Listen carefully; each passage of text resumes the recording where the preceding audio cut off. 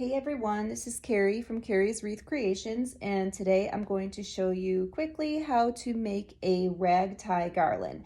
Now, if you purchased a garland from my Etsy shop, you will have all the supplies you need except for a pair of scissors, which you may or may not need through this process. So you will have received a selection of fabrics and a piece of jute twine. So the fabrics have been cut.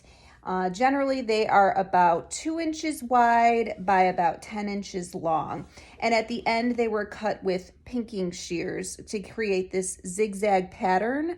That's going to help prevent fray, although as you go through this process, your fabric may fray. So again, you'll have a selection of fabrics. For this example, I'm just going to use these three. If you're doing this project completely from scratch with your own fabric, I do use a cutting mat. I have a rotary cutter, and I also have, of course, my pinking shears. And that's how I cut large pieces of fabric all at once. So I'll buy yards of fabric, or I'll buy fat quarters. I'll iron it if needed, and then I'll put it on my cutting mat and I'll cut out my strips so I have them all ready to go. So to get started, and I'm just going to go through this process just maybe a few times to show you. I'm not going to go through the complete garland. That would take too long, and the process is repetitive. It's very simple to put together. So you're going to receive a piece of jute twine. You could also, if you really wanted to, you could tie your fabrics onto a strand of lights if you want your garland to be lighted. Fairy lights would work, although the wire is very thin. Lights that you plug in will also work. However, sometimes those strands are very long, so it really depends on, what you need your garlic for, where you want it to fit. So I would just keep in mind the length of that wire is going to determine how much fabric that you need. In the kits that I sell, generally it's enough fabric to make a 6-foot garland. So I'm just going to cut off a piece of twine here just for demonstration purposes. So you'll have a piece of twine like this.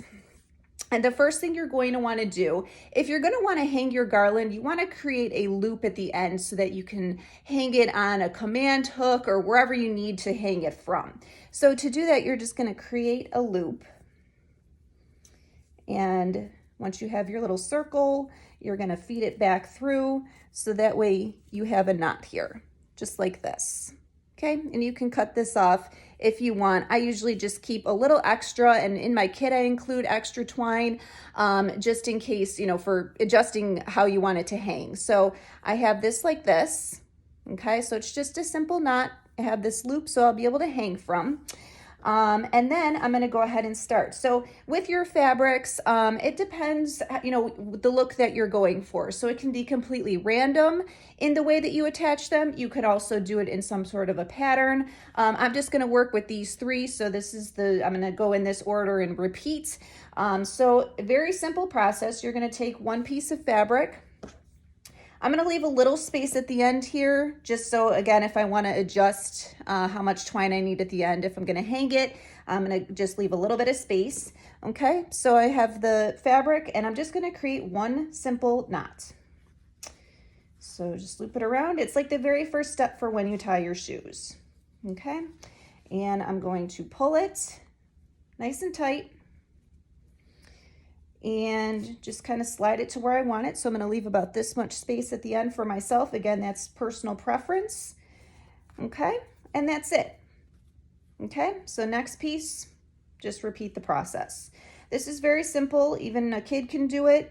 The only thing that might give you some trouble if you have carpal tunnel or problems with your hands, all the tying might make your fingers a little bit sore, but other than that, it's pretty simple to do. So again, I'm tying it, and I'm going to slide it next to the piece I already have done. So I'm keeping mine fairly close together here. They're not super tight next to each other. You can leave a little bit of space. It really just depends on the look you're going for and how full you want your garland to be. If you've purchased a kit, basically right here having the pieces just next to each other gently, not really rammed together, but that is the amount of fabric I gave you is going to be enough for 6 feet if you have it just like this. If you have more space between, you'll have a little bit extra.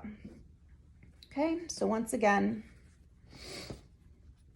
And if you wanted, you could also tie your pieces a little bit unevenly. So I'm tying them so that the knot is right in the middle of my piece of fabric. You could make it a little bit uneven and have kind of a jagged edge. It's just going to create a different look for your fabric. So you might have, maybe perhaps this piece comes out a little longer this direction and obviously shorter in this direction. It all depends on the look that you're going for. So I would just keep repeating this process until I get the desired length.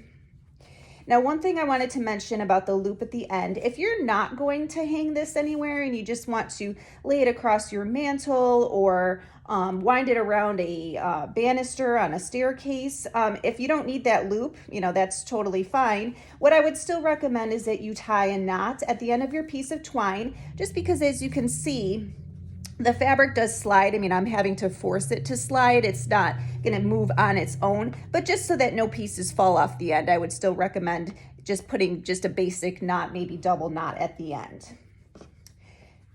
If you want extra security of your fabric, you can also tie 2 knots.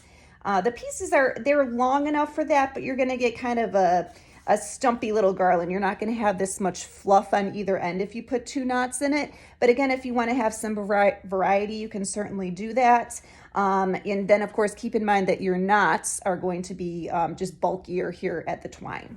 So here I've gone through the process with my 3 pieces of fabric. I've gone through twice, and I will just keep repeating this until I get to my desired length, which again, if it's a kit, it'll generally be 6 feet. If you're working on your own, then whatever length you want it to be. And then at the end, I will repeat the process with creating a loop. So again, I'm just going like this, wrap it around, feed this through, and pull. And there's my other loop.